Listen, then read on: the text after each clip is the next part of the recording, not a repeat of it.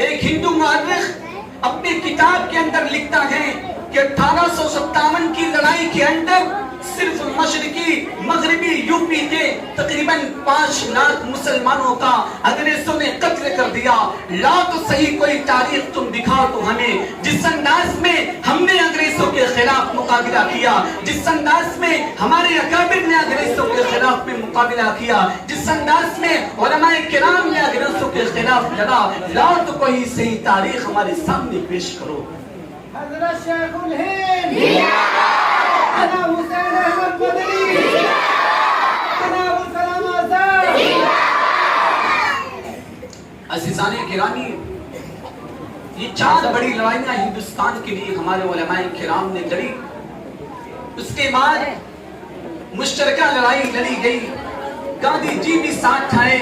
اور تمام دیگر مجاہدین ساتھ آئے۔ اس کے بعد سن 1947 کے اندر ہندوستان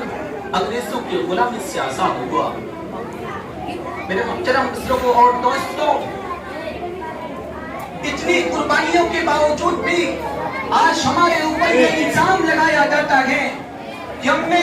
اپنے وطن سے بے وفائی کی، ہم نے ملک ہندوستان سے غداری کی، جبکہ حقیقت تو یہ ہے کہ جب گلستان کو خون کی ضرورت پڑی سب سے پہلے ہی گردن ہماری کٹی، جب گلستان کو خون کی ضرورت پڑی سب سے پہلے ہی گردن ہماری کٹی، پھر بھی کہتے ہیں ہم سے یہ اہل چمن، یہ چمن ہے ہمارا تمہارا۔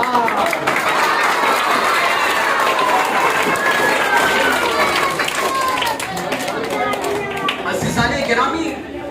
ہم نے ہندوستان کی آزادی کے خاطر اپنے بچوں کو یتیم کر دیا، ہم نے ہندوستان کی آزادی کی خاطر اپنے یاروں